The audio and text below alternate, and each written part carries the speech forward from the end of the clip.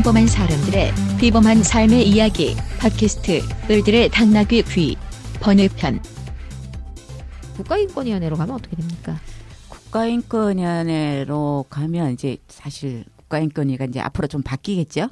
기대를 좀 해보고 한 지난 9년 동안 많이 우리가 국가인권위로 사건 가는 것에 대해서 많이 갈등도 하고 보내야 되나 마나 이런 생각도 많이 했는데 뭐 이번에 뭐 그 국가인권위도 대책을 내놨더라고요. 권력형 성희롱에 대해서 집중 뭐 상담 받고 이제 조사를 하겠다고 이렇게 내놨는데 국가인권위원 같은 경우는 이제 공공기관 같은 경우에 국가인권위원회로 많이 가는 편입니다. 근데 이제 국가인권위의 진정은 누구나 다 할 수 있는 걸로 되어 있어 대한민국 국민이면. 근데 이제 민간 기업 사건 같은 경우는 가면은 좀 안 처리해 주는 경우도 간혹 있기도 하고 근데 이제 그 개인에 대해서는 조치를 하지만 그래서 이 근거기 때문에 국가인권에서 하는 것이 근거기 때문에 사실 민간 기업에는 잘 안 먹히는 부분이에요. 실효성이 없고 그 이후에 실행되고 있는 부분이. 근데 이제 공공기관 같은 경우는 근거 사항이 효과가 있을 거라고 생각을 했었는데 제가 사건 진행하는 과정에서 어떤 경우가 있었냐 하면은 공공기관의 장은 2년 3년마다 바뀌잖아요. 바뀌면서 받아도 난 상관없다. 이런 식의 말이 나올 정도로 이게 실효성에 이제 문제가 좀 있는 부분도 사실 있어서 그런 부분 때문에 국가인권에 가는 것도 많이 망설여지게 됩니다. 근데 이제 어쨌든 우리가 이전에 이야기했듯이 국가인권위원회는 좀 피해자 관점에서 좀 포괄적으로 해석하는 부분 이런 부분 때문에 이제 인정되는 부분이 많았던 부분이 있었고 근데 원래 지금 제가 잠깐 알아보니까 2016년도에 1년 동안의 사건보다 2017년도 10월 달까지 사건이 더 많았어요. 국가인권위원회 진정된 사건이. 그래봤자 200건대예요. 네, 근데 어쨌든 저희 상담 1000건 오는데 노동부 552건이고 인권위니까. 그렇죠. 문제가 뭐냐면 저희는 인권위에서 돌려보내요. 노동부로 가라. 우리 노동사안이니까. 그리고 심지어 우리 기관 안내해가지고 인권위에서 보내주시는 경우도 되게 많아요. 아니 인권위 진정 들어갔는데 우리는 상담만 하는 데예요. 처리해야 될 어쨌든 시정이든 권고든. 참 여기도 진짜 문제 많습니다. 10년 동안 너무 많이 망가져가지고. 네. 앞으로 달라지기를. 곳곳에 그야말로 정말 총체적 난국입니다. 이제 직장 내 성희롱이라고 하는 범위 안에는 성폭력도 포함이 돼 있어요. 하지만 이제 형사사건으로 갈 수 있는 추행 이상의 상황에 있어서는 먼저 경찰을 찾아가야 하죠. 경찰에서는 어떤 일이 벌어질까요? 네, 이것도 상담한 사건인데요. 강제추행으로 경찰서에 신고하러 갔더니 형사가 뭐라고 했는지 아세요? 네가 예뻐서 그래. 이렇게 첫 마디였습니다. 그래서 가해자가 여기 교사였어요. 교사. 심지어 교사여서 너무 기가 막혀가지고 저희가 민원감사실에 넣어라 이런 얘기들을 안내를 했는데요. 일단 가해자 먼저 처벌하고 그거 하겠다 이렇게 해서 이제 저희가 경찰 네가 예뻐서 그래 일명 경찰은 조치를 취하지는 않았는데요. 정말 심각한 수준이라고 생각합니다. 네가 예뻐서 그래 그러면서 살짝 볼도 만졌다는 헐. 자, 헐. 네. 기가 찰 일이에요. 변호사님이 계셨는데도 국선도 아니고. 근데 물론 이제 거기 이후에 변호사를 선임하긴 했지만 어쨌든 정말 심각한. 그러니까 경찰에서 지금 이제 성폭력 전담반 설치하고 그다음에 조사하는 과정에서 변호사 선임할 수 있게 하고 이런 것들을 했는데 사실 변호사가 국선 변호사가 선임되니까 사건이 많으니까 성희롱 사건으로 경찰에 갔다가 굉장히 스트레스 받는 경우들이 많아요. 그래서 사실 직장 내 성희롱 그러니까 성폭행이라도 직장 내 업무와 관련성이 있고 지위를 이용한 부분이 있다면 직장 내 성희롱 사건으로 처리하는 부분하고 동시에 하든지 아니면 그것을 먼저 정리하는 것도 저는 좀 방법일 것 같아요. 그러니까 경찰에 고소를 먼저 하고 오는 경우에 이제 경찰에서 지금 이야기하는 것처럼 입증 책임이 나한테 있기도 하고 그 이제 사실 뭐 좀 바뀌었다고 하지만 여전히 그런 부분이 또 관행적으로 남아 있기도 하고 그래서 굉장히 가서 더 스트레스를 받는 경우들이 많기 때문에 직장 내 성희롱 부분에 대해서 처리하는 방식도 좀 고려를 해야지. 경찰이 먼저 고소하고 나면 그 다음에는 고소장이 접수되고 나면 이건 사실 치하할 수도 없어요. 그리고 굉장히 진행하면서 스트레스를 많이 받는 경우들이 많거든요. 그래서 직장 내 성희롱하고 같이 동시에 처리하든지 아니면 직장 내 성희롱 사건으로 먼저 처리하는 것도 방법이 아닐까 싶어요. 네. 얼마 전에 이제 그 여성의 전화에서 운영하고 있는 가정폭력 피해자 쉼터에 가해자가 찾아와가지고 내 자식 보고 싶다며 밖에서 난리를 쳤대요.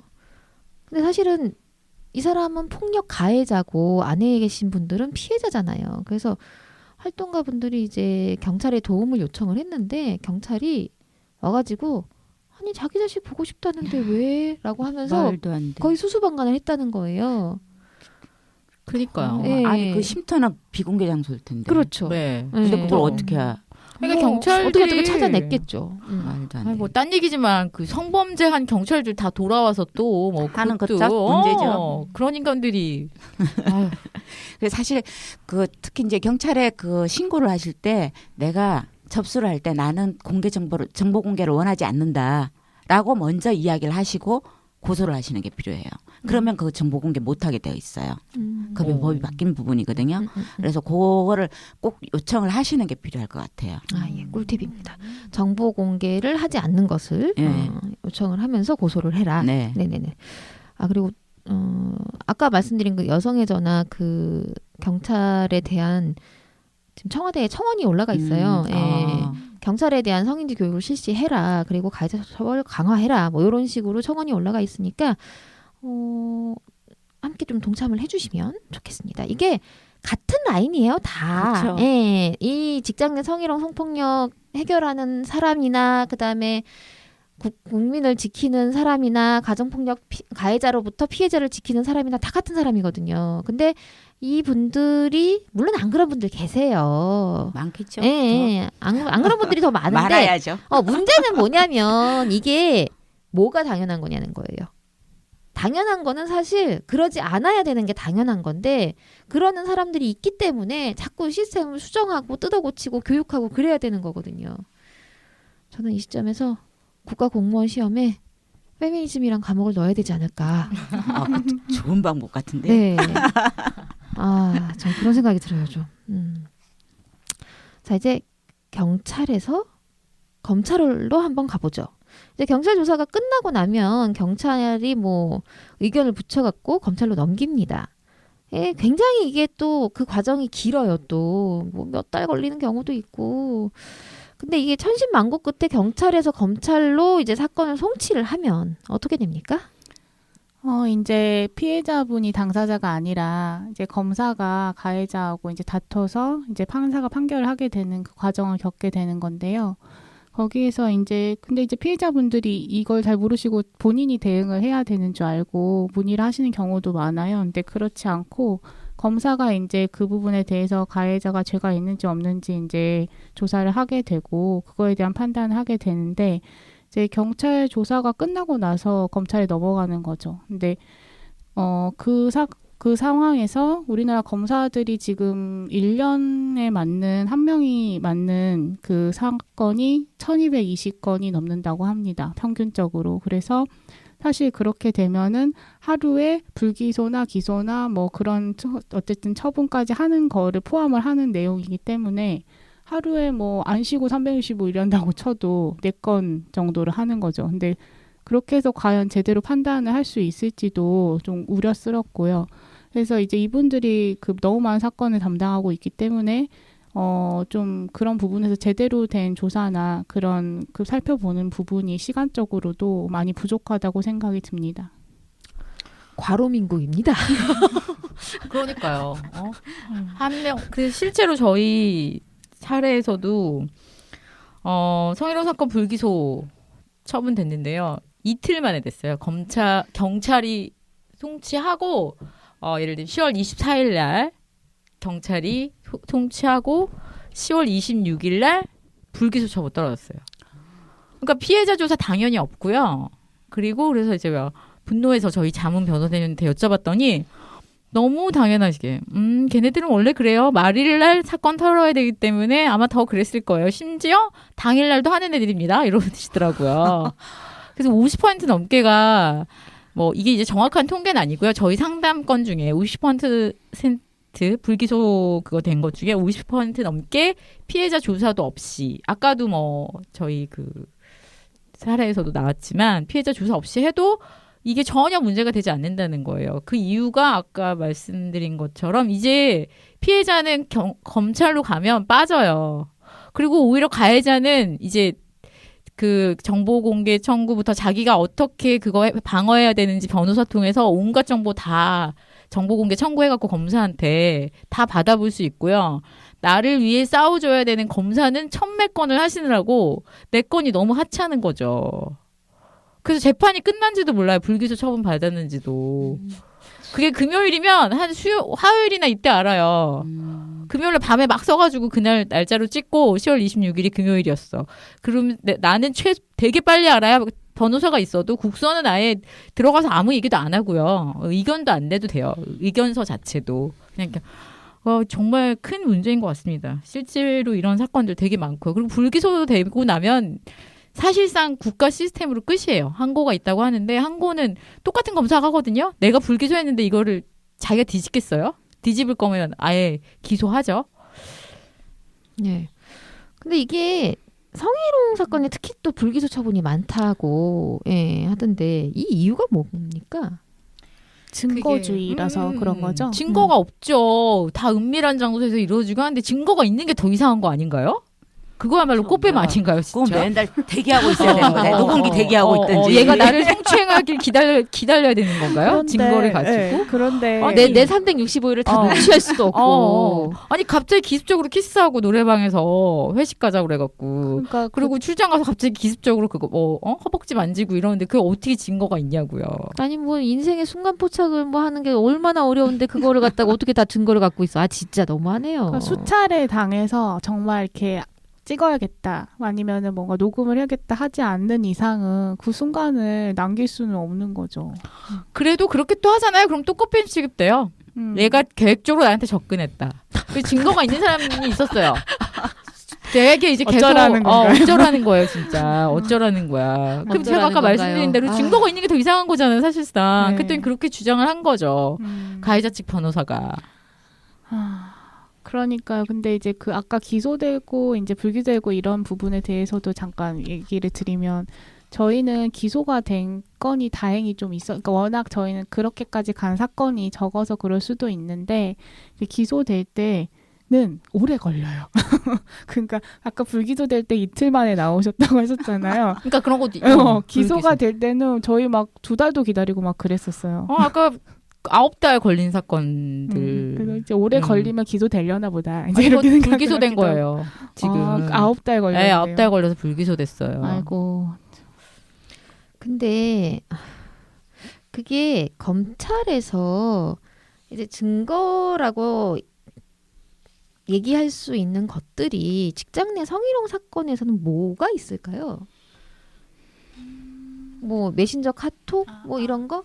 아니면은 뭐 문자 내용? 그런 거는 이제 뭐 검찰에서 증거 이야기하지만 이 피해자 이런 사실이 있었다는 그 정황 기록 이거를 사실 이제 충격을 받은 거잖아요. 피해자 입장에서는 굉장히 충격이기 때문에 1년이 10년 같아요. 그렇기 때문에 그게 기억하는 게 쉽지 않아요.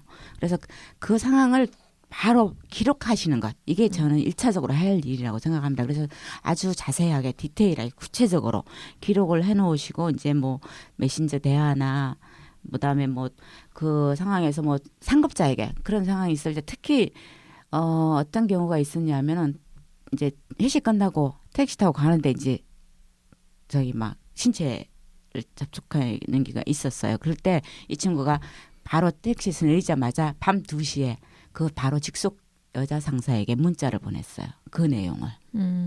그러니까 그런 경우 증거가 되는 거죠. 그러니까 그런 부분으로 이런 일이 있었다는 사실관계를 정확하게 기록해서 그 이제 직장 상사나 동료에게 도움을 청하는 그런 내용을 보내는 것 이런 부분들이 이제 많이 도움이 될 수 있고 또 만약에 당사자에게 내가 그런 이야기를 한다면 내가 당신이 이런 행위 때문에 내가 굉장히 성적 모욕감을 여기 불쾌했고 이건 성희롱이니까 앞으로 이런 일 하지 마라 라든지 뭐 이런 식으로 본인이 직접 그 거절의 의사를 표시하더라도 그 내용 자체도 기록을 해놓으시는 것도 필요할 것 같아요.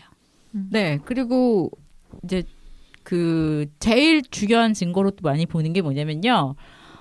성추행, 성폭행 당하신 경우에 어쨌든 이거는 검증하는 거니까 바로 112에 신고하셔야 돼요. 당하시고 그렇죠. 나자마자 그러면 그 112 신고 기록은 다 남아 있어요. 설사 나중에 취하하더라도 맞아요. 그 종합상황실에 몇 시에 어디에 그리고 집에 데려다 보호 조치 해달라고 하거나 그런 것들은 그런 경우들은 다 이겼어요. 그러니까 기소가 됐어요. 똑같은 똑같이 모텔에 끌려가도 그 모텔에 끌려가도 이렇게 신고를 한 경우에 바로 나와서 그 경우는 성추행 맞아. 근데 그렇지 않으면 신고가 없고 그러면 너 동의하에 간 거 아니야? 둘이 내연 관계 아니야? 둘이 애인 관계 아니야? 그 주장이 받아들여져요. 정말 똑같은데 그 신고 때문에 됐고 그렇지 않고 그렇습니다. 굉장히 꿀팁인 것 같아요. 그러니까 네. 그 피해자분이 연락을 바로 하셔가지고 귀가를 같이 이렇게 경찰에 또 할 수 있는 그런 부분도 그때 말씀해 주셨었는데 사실 이런 거는 그 모르시는 분들이 굉장히 많아서 좋은 것 같고 그러니까 저희도 사실은 그 진행하면서 받아들여졌던 부분들은 증거로 가장 간접 증거라고 하죠. 그러니까 사실 직접 증거는 찍지 않으면 없잖아요. 근데 그 외에 이제 받아들여졌던 거는 그 구체적인 그 당시의 상황, 그 딱 당시에 지인하고 나눈 그 카톡하고 문자라든지 아니면 통화한 거의 녹취라든지 그런 내용들이 가장 많이 인정이 됐던 것 같아요. 그래서 그렇게 하셨던 분들은 그러니까 그 상황을 굉장히 구체적으로 진술을 할수록 좀 더 이렇게 기소될 확률이 높아지는 것 같습니다. 네. 여러 가지 증거로 제출할 수 있는 것들이 있는데 일단 성추행이나 이런 일들을 당하면은 먼저 경찰이 전화를 해서 귀가에 동행해 줄 것을 보호 조치를 요청을 하시면 기록이 남는다라는 것 하나 하고 그다음에 가해자와 나눈 어떤 카톡 대화 내용이라든가 이런 것들을 반드시 그러니까 사실 보기 싫잖아요. 그렇죠. 그래서 네. 많이 지우시죠. 네, 그래서 지우시는데 대화방에서 나가시더라도 캡처를 해놓고 어디 컴퓨터 한쪽에 처박아 두세요. 그러고 난 다음에 지우세요. 안 그러면은 이게 빼도 박도 못하고 증거 없다고 해가지고 그냥 또 사건이 유야무야 되니까. 그리고 그 상황을 자세하게 진술한 자기 기록 그리고 플러스 해가지고 지인들에게 내가 이러저러한 일들을 당했다라고 하는 것에 대한 뭐 절친들이겠죠. 네, 절친들. 될 수 있으면 직장 상사나 동료가 좋아요. 사적인 친구보다는. 아, 네. 그런 분들에게 이제 메신저를 날려가지고 이러저런 일들을 당했다라고 하는 것들에 대해서 좀 기록을 남겨두시면은 그게 법정에서 증거로 채택이 된다라고 합니다. 꼭 기억해 주시기 바랍니다. 근데 또 이제 검찰이 불기소 처분의 사유로 거론하는 피해자스러움. 아까 그 피해자분도 말씀하셨는데 이 피해자스러움은 대체 뭔가요? 그러니까요. 우리가 피해자에게 그 틀을 딱 만들어 놓고 우리는 특히 대부분 피해자는 얌전해야 되고 그리고 이제 뭐 좀 직장 생활을 하기 위해서 진짜 안 나오는 웃음도 지으면서 직장 생활을 하잖아요. 왜냐면 인상 쓰고 있으면 스트레스 본인도 더 받고 하니까 이제 그렇게 하면은 피해자가 저건 피해자 맞아? 뭐 이런 식의 이야기가 나오는 이 피해자스러움의 틀을 만들어 놓고 있는 우리 사회 문화 이것에 대해서 우리는 진짜 전반적으로 점검을 해봐야 될 거라고 생각을 합니다. 예, 그리고 말씀드린 대로 우리는 다 그 가해자를 욕하는 게 아니라 일단 사건이 나면 다 피해자부터 얘기하잖아요. 제가 원래부터 뭐 빨간 치마 입고 다닐 때부터 알아봤니? 뭐 옷이 품행이 방정하지 않니? 지금 한샘 사건도 징계 내린 거 처음에 품행이 풍기물라. 말이 되는 겁니까? 눈을 의심했어. 아유 지긋지긋해요 진짜. 아니 근데 실제로 그래요. 다 뭐 예뻐서 당했다 뭐 일관되잖아요. 참. 그리고 또 아까 말씀드린 대로 또 어떤 경우는 그런 경우도 있었어요. 거꾸로 그 성희롱 당하실 외모가 아니신데 경찰이 이런 경우도 있어요. 참 따로 있는 건가요? 하여튼 그래서 이 피해자스러움에 대한 부분들도 그러니까 그 당할 만해서 당했다. 약간 이런 부분들이 좀 있는 그러니까 여전히 작용을 합니다. 네가 원래 행실이 그렇고 그다음에 뭐 이러저러 하고 그래서 너도 그러니까 책임이 있어. 아까 말한 그런 경우도 굉장히 많고 그리고 심하면 꽃뱀으로 몰리고 그리고 꽃뱀까지 아니어도 그 다음 단계는 둘이 좋아했고 너도 좋다는 사인을 보냈고 이런 부분들이 굉장히 많죠. 그래서 저희도 녹취록 같은 경우에 이제 모텔에 끌려갔는데 무서우니까 소리 지를 수 없잖아요. 그래서 계속 대화 내용을 들으면 평상시처럼 얘기를 해요. 그러면 네가 좋아한 거 아니야? 그런데 아니 공포스러운데 이 사람하고 둘이 있는데 달래야지 이 남자를 가해야 할 남자를 달래서 어떻게든 여기를 벗어나고 싶어서 아 뭐 왜 그러세요? 뭐 가정도 있으시잖아요. 뭐 이런 얘기들을 조용조용 얘기하면 아 너도 좋아해가지고 그거 한 거야 한 경우도 있었어요. 녹취록이 있었는데 그 녹취를 듣더니 심지어 저희 자문 변호사님도 이거는 쓰지 마시죠.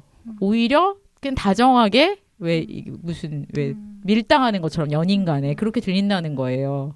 그러니까 이런 부분들이 내가 공포스럽다고 소리를 지를 수 있는 상황도 아닌데 그래서 좋게 얘기해서 이 사람을 못하게 제재하려고 하면 그거 자체가 아 너도 원한 거다. 간접적 동의다. 이렇게 되는 경우도 있습니다. 그러니까 대부분의 피해자들이 내가 말을 안 하거나 소리를 안 지르는 이유는 뭔가를 생각해 봐야 된다는 거예요. 내가 소리를 지르면 옆에 있는 주위에 있는 사람들이 어머 저 행위를 하는 사람이 나쁜 사람이라고 다 알아주면 소리 지르죠. 누구나. 근데 그런 상황을 다른 사람들이 알게 될 때 옆에 있는 사람들이 다 수근수근 거려요. 도리어 피해자에게 뭔가가 문제가 있는 것처럼 이야기를 한다든지 이런 문화가 우리 쪽에 있다는 거예요. 직장에서도 마찬가지고. 그러니까 거기서 차라리 내가 입 다물고 말지 이 생각이 먼저 떠오르는 거예요. 그게 현실이라는 거예요. 근데 이제 지금 이 기회로 우리는 피해자 서러움이라는 말 자체가 이게 잘못된 말이고 이것을 가해자의 문제로 바라보는 것으로 좀 봐야 되지 않을까 싶습니다. 그리고 특히 이제 직장에서도 조사하는 과정에서도 네가 뭐 평소에 그 사람이랑 친하지 않았어? 친했으면 더더욱이나 그런 행동을 하면 안 되는 거죠. 그렇죠. 친했으니까 더 같이 일하는 동료로서 존중감을 표시해야 되는 거고 만약에 마음에 들면 말을 해야죠. 먼저 사귀고 싶다고. 그리고 거절당할 수도 있는 거죠. 왜 거절당하는 거를 못 참는 거 같아요. 거절당할 수도 있다는 것을 알아차려야 돼요. 받아들이지 못하는 거절당하고 계속적으로 문자를 보내고 계속 그러는 거예요. 그거는 거절을 당한 게 아니라 그거는 상대방에 대한 의사를 존중하지 않는 거잖아요. 거절당할 수도 있다는 것을 받아들여야 되는 게 있어야 되는 거죠. 참 말을 하면 할수록 뭔가 수렁에 빠지는 기분이 들어요. 근데 어쨌든 중요한 거는 이제 검찰부터 좀 이제 그런 부분들에 대한 어떤 피해자에 대한 스테레오타입 이거를 좀 버렸으면 좋겠어요. 피해자들도 이제 피해자이기에 앞서 직장 생활을 하는 직장인이고 앞서 우리 인터뷰한 피해자분께서도 말씀하셨다시피 가장이신 분들도 있고 내 생계를 내가 책임을 져야 되는데 여기서 이거를 갖다가 내가 인상 쭈그리고 앉아있으면 누가 좋아해요. 그러니까 웃을 수밖에 없는 거고 어떻게 됐든 뭐 직장에서 같이 일을 하는 사람이기 때문에 가해자가 같이 일을 할 수밖에 없고 그 업무 배치 전환 안 해주는 사업주가 문제인 거지 그게 피해자 문제 아니거든요. 근데 그런 부분들에 있어서 일을 악물고 살아요 진짜. 그러니까 그 피해자분 말씀이 딱 그랬대요. 아침에는 웃었다가 저녁에 미친 듯이 울다가 사람이 자기가 자기 정신으로 사는 게 아니에요. 근데 그거를 연기를 하고 사는 거죠. 억지로 태연함과 평범함과 일상성을 연기하면서 살고 있는데 그게 얼마나 힘든 일인데 그거를 갖다가 네가 피해자스럽지 않다라고 하는 이유로 불기소 처분 내린다? 이건 말도 안 됩니다, 진짜.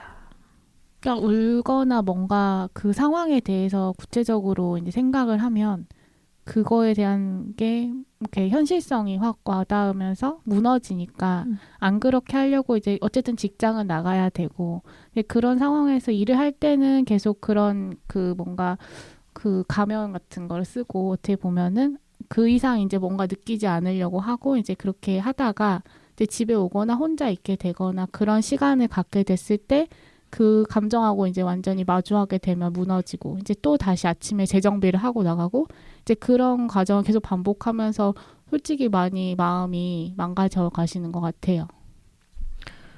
네.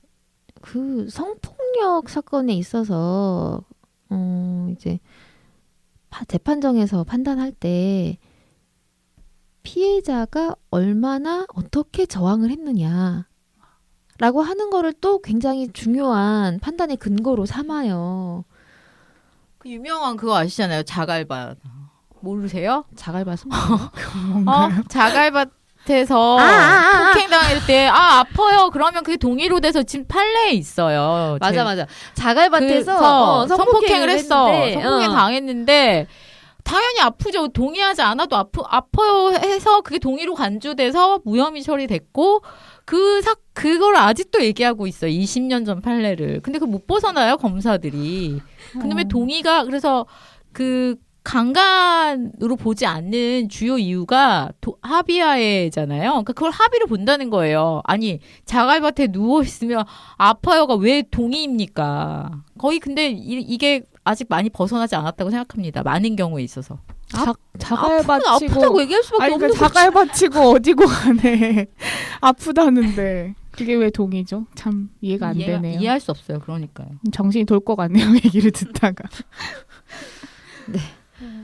아이고 그래요. 자 이제 근데 지난 11월 15일 날 고용노동부와 여성가족부 합동으로 직장 내 성희롱 근절 대책을 발표를 했습니다. 이제 정부가 바뀌고 나니까 이런 게 빨리빨리 나옵니다. 빨리빨리 나오는데 주요 내용 뭐가 있을까요? 예, 지금 뭐 가태료를 조금 뭐 올린다고 했는데 뭐 사실 이 가태료를 세게 하는 부분이 너무 약하다고 저는 생각을 합니다. 잠깐만 가태료를 세게 하는 게 약하다는 거예요? 예. 더 세게 해야 된다. 그럼 얼마 정도가 적당할까요? 글쎄. 1억? 억 단위로 가야지 좀 그렇죠. 정신을 차리려나. 사업장이 흔들흔들 할 정도. 맞아. 그 사실 미국 같은 경우 그러잖아요. 그렇죠. 직장내 성희롱 사건 한번 나면은 사업장 문 닫아요. 네, 그 정도로 그러니까 가야지. 이번에 한샘도 문 닫게 해야 돼요. 불매 운동을 하던 LG 거기도 마찬가지고. LG 현대카드 아니에요? 현대카드 말고 LG도 있었어요. LG 생활화학. LG 생활건강. 거기는 직원의 65%가 성희롱 당했다고 하는데 교섭도 안 나오고 완전 강심장이죠 사장이. 그런 데들 파업하고 있었죠 참. 네. 그 주요 이유가 그거잖아요. 아무튼 그 중에서 이제 그 사업주가 직장 내 성희롱이 발생했다는 걸 인지해서 하지 않은 경우 뭐 이런 부분에 가태료가 이건 원래 그 징계 조항이 있었어요. 근데 이제 그런 부분이 더 좀 강화됐어야 되는데 그런 부분은 그냥 그대로 되어 있는 부분은 좀 아쉽고요. 그다음에 이제 잠깐만 전 기대하겠습니다. 정부가 과태료를 얼마나 올리는지 눈은 똑바로 뜨고 쳐다보겠어요. 자기네 법 개정한 다음에 강화를 위해서. 좀 두고 봐야 되겠죠. 네. 예를 들면은 성희롱 예방교육을 미시시하면 예전에 300만 원이었어요. 근데 이제 500만 원 이하 과태료로 이제 상향이 됐고, 그리고 피해자 불이익 조치 금지에 대한 것은 3년 이하 징역은 같으나 이제 2천만 원 이하 벌금이 3천만 원으로 상향되었고, 그리고 고객 등에 의한 성희롱 피해자 보호 조치가 300만 원 이하 과태료가 이제 신설이 된 것이죠. 그러니까 그 부분이 이제 강화되었다고 해서 뭐 사실 저희가 생각할 때는 부족하지만 그래도 어쨌든 상향되어가는 방향이 중요하다고 생각이 들고, 그리고 이제 뭐 직장의 성희롱에 관련된 국민 인지도를 향상시키겠다는 취지에서 앱을 개발을 해서 이제 보급을 하겠다고 합니다. 그래서 자가진단 앱이라 해서 그게 이제 곧 나오게 되면은 이제 모든 분들이 앱을 다운을 받아서 이제 직장의 성희롱에 대한 개념이 회식하지 말고 이거 해요. 작아진다. 자가진단 하고 회식가. 그렇죠. 그러니까 개념이 없는 상태에서 가서 자기가 가해를 하는지도 모르고 또 가해를 할 수 있고 피해자가 피해를 받는지 모르고 불쾌감을 느낄 수 있기 때문에 뭐 이거가 만약에 정말 제대로 잘 개발이 돼서 활용이 된다면 좀 제발. 접근성이 좋아서 뭐 취지는 좋다고 생각이 드는데 나와봐야 사실 알 것 같고 그리고 이제 그 예방 관련해서 카드 뉴스를 제작해서 배포를 했어요. 근데 이제 그거를 봤는데 조금 아쉬운 게 이제 카드 뉴스는 사실 눈에 확 들어오는 그 간략하게 이제 핵심만 해서 눈에 들어오는 약간 시각성이 좀 있어야 되는데 좀 약간 설명식으로 약간 돼 있어서 내용에 대한 그 욕심이 좀 많아가지고 그 내용이 다 들어가 있어서 좀 아쉽긴 한데 또 읽어보시는 분들한테는 도움이 될 거라고 생각은 합니다. 그래서 제가 오늘 아침에 오면서 찾아봤는데 고용노동부 민원바닥을 보면요. 뭐 임금체불이나 이런 부분에 대한 이야기는 있어요. 근데 성희롱 부분은 성희롱 그 교육기관 신청서 이 항목만 있는 거예요. 민원마당에. 그러니까 직장에 성희롱이 있었을 때 어떻게 해야 되는지 이 내용이 없더라고요. 그니까요. 네, 근데 우리한테 전화만 하라고 그러고. 네, 그 부분을 좀 처리해야 초과하셔야 될 되는데. 거예요. 민원마당. 우리가 해결사. 아니 여기도 보면 우리 이름이 대문짝만하게 많이 나왔어요. 막 기관별로 대표님 성함하고 다. 아니 우리가 홍보랑 뭐 이런 거 다 우리더라라고 나왔던데. 잠깐만. 이렇게 말씀하시면 청취자들 이해를 못해요. 네, 처음부터 차근차근 말씀을 드리면은요. 이제 피해 신고 기초 상담 시스템에 대한 발표가 있었어요. 근데 이게 뭐냐면 직장 내 성희롱 피해 신고를 위한 기초 상담을 누가 할 거냐라고 하는 부분에 있어서 처음 두 기관을 얘기를 해놨어요. 고용노동부 고객상담센터 또는 전국 고용평등 상담실 15개소를 통해 상담 지원 받을 수 있다라고 얘기가 돼요. 자, 1350 보고 고용평등 상담실은 뭡니까? 네, 1350은 모든 노동권 관련된 국가 고용노동부 고객상담센터예요. 그래서 뭐 직장 내 성희롱이든 체불이든 해고든 뭐 육아휴직이든 갖가지 노동권 관련된 모든 사안들을 여기다 1350에 전화하시면 그 고객센터에서 아주 기초적인 상담을 해주고요. 그 다음에 이제 우리 고용평등 상담실이라고 전국에 15개 민간단체가 있습니다. 저희도 이제 거기 이렇게 그 기관을 받아서 하고 있는데요.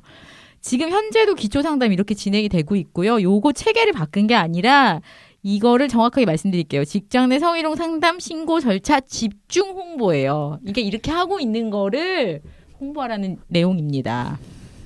바뀐 게 없어요. 여전해요. 그대로군요.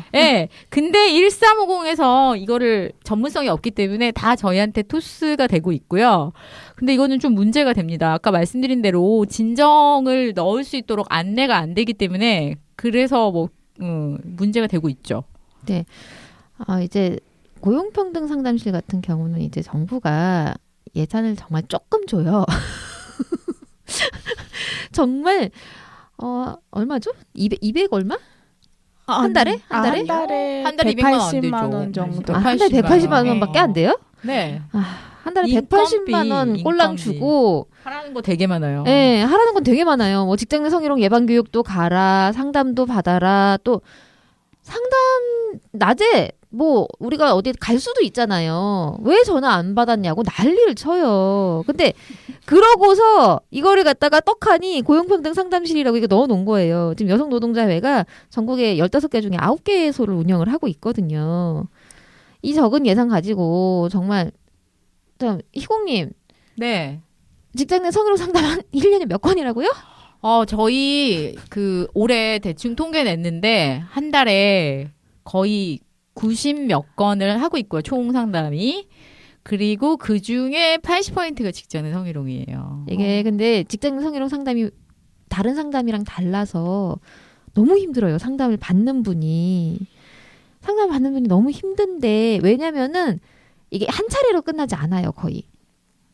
그리고 너무 화가 나는 게 고용평등 상담실을 운영하면서 그러니까 이 저희가 하는 직장 내 성희롱 상담은 특히 질적인 상담을 할 수밖에 없잖아요. 그리고 아까 말씀하신 대로 1350에서 할 수 없는 상담을 진행을 하게 돼요.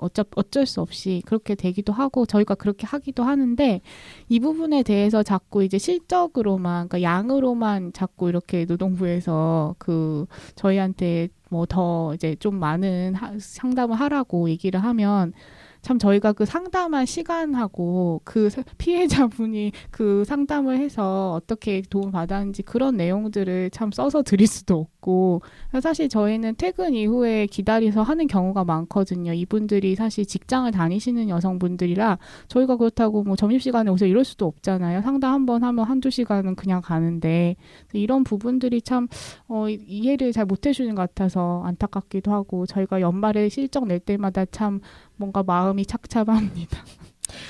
이게 직장 성희롱 상담은 한 번에 끝나지 않아요. 그럼요. 한 번에 끝나지 저희 않고 3년짜리도 있어요. 최소 3번이에요. 네. 3년짜리도 많아요. 3년, 4년. 검찰- 사건이 종료될 때까지 가면 네. 4년짜리. 1심 나고 2심 계속 가야 되니까. 대법원까지 가야 되고. 그러니까 근데 이거를 갖다가 떡하니 고용평등 상담실 15개소 뭐 이렇게 넣어놓는 거는 저는 아니라고 보고요.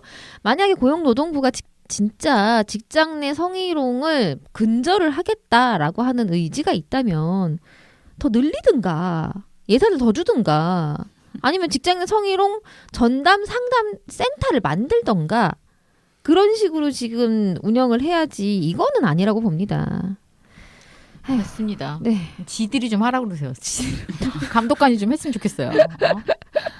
그러니까 이게 근로감독관 이거 들을 거야 아마. 특히 우리나라 제발 들어, 제발. 성희롱 사건은 이게 딱 무자라듯이 잘리는 것도 아니고 직장에서 여러 가지가 얽혀져 있는 상황에서 발생하고 사실 고충의 시작에서 시작되는 부분인데 이런 부분은 노동부에 간다고 해결되기도 어려운 측면들이 많은 거잖아요. 이제 그런 부분을 우리가 이제 주로 하고 있는데 사실 이제 제가 최근에 원래 했던 것 중에서 기억에 남는 거는 노동부에다 진정을 했어요. 근데 대표 누구? 그 사업주가 이 직원한테 성희롱 피해 행위자가 자살한 경우가 있다. 이렇게 협박을 한 거예요. 그러니까 지금 무서워가지고 치아를 한 거예요.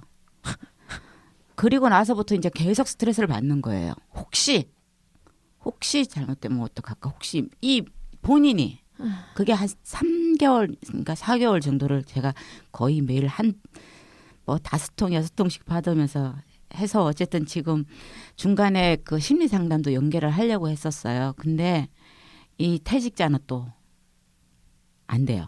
그 이제 정부에서 뭐 국가에서 지원해주는 그 상담하는 것조차도 아니 말이 되는 말을 좀 하세요. 아니 정부는 왜 그럽니까? 못 우리나라는 받고 철저하게 하니 재직자 중심. 예, 그래서 다 퇴직자라서 제가 그걸 할 수뿐이 없었어요. 직장 내 성희롱 내담자들은 거의 퇴사를 합니다. 네. 저희 70% 넘게가 다 퇴사하고요. 네. 아마 거의 더 넘을걸요. 근데 궁금한 게 퇴직자는 국민이 아니에요? 그러니까 이거 어차피 세금으로 운영하는 거고 이 사람이 기존의 재직자인 게 증명이 되면 그것 때문에 그 사건이 났고 거기에서 그래서 나와서 그 고통을 당하는데 왜 그 지원을 그 재직자에 한정하는지 모르겠어요. 그러니까요. 아까 뭐 행정 종결도 처리해버려요. 퇴사하고 나서 그 성희롱 신고하면 사업주가 아니라고 하고 증거가 없고 그러면 아니래 사업주는 넌 증거 없어? 그러면 행정 종결. 이런 경우도 굉장히 많습니다. 그 450 몇 건에 다 그런 건도 굉장히 많을 거예요. 엄청 폭력적이네요. 아휴, 네. 곳곳에 구멍이에요. 곳곳에. 어? 자, 근데 요즘 또 남성들도 직장 내 성희롱 피해를 호소하는 경우가 늘어나고 있다고 해요. 어떤 경우인 거죠? 남성도 마찬가지죠. 우리가 지금 이제 절대적으로 여성이 피해가 많은 그건 이제 뭐 가부장적 문화와 여러 가지 그런 것 속에 있는데 남성도 이제 신입이거나 상사가 여성 상사이지만 그런 소위 말하는 마초화된 여성 상사들 같은 경우는 뭐 똑같습니다. 남성 상사가 여성한테 하듯이 뭐 엉덩이 만지면서 헬스장 잘 다니나 봐. 뭐 엉덩이 치고 뭐 야한 자신의 야한 그 속옷 입은 사진을 카톡으로 보내지를 않나. 저희 상담받은 건이 있었거든요. 여성 상사가 자신의 그 수영복 입은 상반신 사진을 보내면서 나 어때? 이렇게 밤에 보낸다는 거예요. 밤에 황당하겠다. 주로 밤에 보내요. 다 낮에는 어쨌든 밤에는 다 맛이 가는 그러니까 건가요? 성희롱은 사실 이게 권력 관계와 무조건 잘못된 그 인식 이 두 가지가 절대적으로 작동하는 갑질이죠, 거예요. 갑질. 네. 그래서 그런 경우도 많이 있기 때문에 저는 진짜 권력의 문제이고. 그러니까 남성의 성희롱 같은 경우는 우리 문화에서 어릴 때부터 남자아이들은 몸으로 부딪히면서 거에 대해서 당연한 거고 그것에 대해서 싫다고 이야기하면 내가 이상한 사람이 되는 이런 문화였잖아요. 이제 그런 부분이 커서 직장 생활을 하는데 상사가 와갖고 툭툭 치면서 그리고 또 신체 부위 이제 그런 좀 민감한 부분을 치고 이런 행동에 대해서 이걸 장난이라고 포장하는 이것 바꿔야 된다고 생각합니다. 이런 부분이 굉장히 많이 있는 것 같아요. 이런 부분이 이제 특히 남성들 성희롱 같은 경우는 남성 간의 성희롱인 거죠? 예, 남성 간 여성도 그런 부분이 있겠지만 특히 남성들 같은 경우는 신체 부위 툭툭 치는 행위 같은 게 그건 성희롱이라고 인식하지 않고 있다는 거예요. 그리고 그것이 불편함을 느끼고 불쾌감을 느끼어서 이야기하면 내가 이상한 사람이 되는 이런 문화가 이제 직장 조직 문화에 있기 때문에 말하기가 더 어려운 거죠. 그래서 실태조사에서는 사실 그런 게 굉장히 많이, 그러니까 불필요한 신체 접촉이 굉장히 많이 있었어요. 근데 그게 사건으로 드러나지는 않게 되는 거죠. 왜냐하면 신고해봤자 보호받을 수 없다고 생각을 하게 된다는 거죠. 이제 이런 문화를 바꾸는 것, 이게 필요한 것 같아요. 그러니까 남성들 같은 경우에 지금 사실 신고하시는 분은 많지는 않은데 이제 저희 상담실을 얘기하면 근데 이제 정말 1년에 한 건 정도 이렇게 전화가 와요. 근데 여기다 말해도 돼요? 이렇게 물어보시고 전화를 하시거든요. 그러니까 어디에다가 얘기를 해서 도움을 받거나 이제 그 절차를 안내를 받거나 그런 상담을 하는 그런 창구가 아직은 그 본인들도 잘 모르시기 때문에 관심을 가져본 적이 없을 수도 있고요. 내가 당하기 전에. 그래서 아직은 신고수가 적은데 저는 늘어날 것이라고 생각을 합니다. 이런 피해 사실들은 말해야 돼요. 말해야 사람들이 알고 문제를 제기해야 그게 문제라고 인식이 되는 거거든요. 사실 우리가 역사를 생각해봐도 마찬가지잖아요. 직장 내 성희롱이라고 하는 것 자체를 범죄라고 인식하지 못하던 시절에 민사로 진행을 했었죠. 그렇죠. 예. 그렇게 해가지고 직장 내 성희롱 관련 법이 만들어지고 이게 범죄라고 그래도 우리 사회가 인식을 하게 되고 경각심을 울리게 되고 그나마 발전해 온 거 맞아요. 그죠? 근데 이게 조금 더 나가야 되겠죠. 좀 더 나가야 되는 겁니다. 자, 이제 이런저런 얘기들을 보면은 어쨌든 우리 사회가 변화의 흐름이 감지가 되고 있어요. 근데 이번 사건 같은 경우는 이제 여성들이 가만히 있지 않겠다라고 하는 선언으로 들립니다. 미투 운동이 또 우리나라에서 들불처럼 퍼지고 있지 않습니까? 피해자들의 목소리가 높아져야 돼요. 그리고 가해자가 아닌 피해자를 보호하는 시스템이 정착되어야 하고요. 그래서 여성노동자회에서는 미투에 그치지 않고 이제 미투 엔드 운동을 제안을 하려고 하고 있습니다. 나도 당했다를 넘어서서 그리고 침묵하지 않겠다는 선언인 건데요. 내가 당했건 옆에서 봤건 침묵하지 않고 문제를 제기하고 멈추라고 요구를 하겠다라고 하는 선언을 하자는 제안인 거예요. 이거는 사실 남성이건 여성이건 누구나 동참할 수 있고요. 내가 피해자가 아니어도 이것에 대해서는 나도 같이 함께 선언에 동참할 수가 있는 거죠. 자, 이제 12월 10일이 인권의 날입니다. 그래서 그때를 기점으로 해서 이제 본격적으로 좀 시작을 해볼 계획이고요. 많은 의견과 동참 부탁드립니다. 오늘 급하게 모이시느라고 고생 많으셨습니다. 어떠셨어요? 어쨌든 직장 내 성희롱이 사건 상담이 굉장히 매년 증가하고 있고 이제 이게 없던 사건이 드러나는 것도 아니고 우리가 이제 말하기 시작했다고 생각을 하고요. 저는 앞으로도 더 많이 이야기하는 것 필요하다고 생각합니다. 성희롱이라는 것 자체가 발생하지 않아야 되는 문제이지 이게 당연한 그런 시절은 이미 다 지나갔고 그런 시절은 다시 오지 않아요. 다시 없어야 된다고 생각을 합니다. 네. 그래서 우리는 피해자에게 질문하지 않고 가해자에게 질문하는 문화를 만드는 것. 그다음에 피해자에게 피해자스러움을 이야기하는 것. 그 자체를 하지 않는 그런 조직 문화를 만드는 것. 이런 게 필요하고 그다음에 제일 중요한 거는요. 사업장 내에서 사업주의 의지 같아요. 사업주가 우리 사업장에서는 어떤 경우에도 성희롱은 용납하지 않습니다. 라고 공포하면 사업장에서 성희롱 발생하지 않겠죠. 이제 그런 게 필요하다고 생각을 합니다. 사업주 선언이 필요합니다. 네. 네. 네, 그리고 저는 더불어 국가가 좀 더 강력하게 이 범죄를 직장 내 성희롱 범죄를 처단하겠다는 의지를 가졌으면 좋겠습니다. 노동부, 국가인권위, 여성가족부 다 오늘 대책들 발표했는데요. 경찰도. 네, 경찰도 마찬가지로. 전 판사까지 필요하다고 합니다. 네. 거기까지 아직 안 가봐가지고 판사님 아직 안 만나서 어쨌든 국가기관이 정말 시스템이 고장났으면 이제 바로잡는 그리고 그것들을 위한 적극적인 운동과 액션과 이런 것들을 할 예정입니다.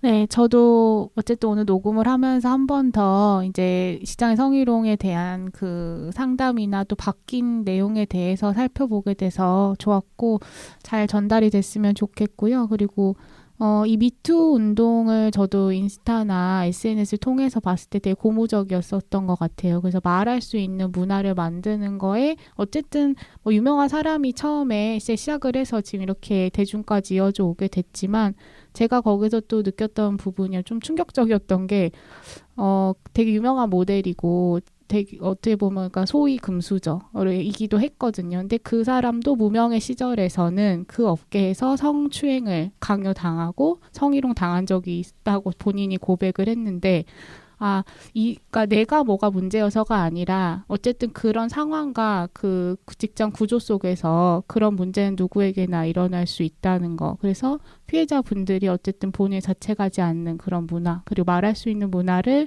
만들어가면 좋겠습니다. 네, 피해자 여러분, 다시 한번 제가 말씀드리지만 여러분이 문제가 있지 않아요. 나쁜 건 그놈입니다. 꼭 기억하시기 바라고요. 지난해 이제 캐나다 온타리오 주의 마빈 주커 판사라는 양반이 계십니다. 이분이 이런 판결문을 읽어내려갔어요.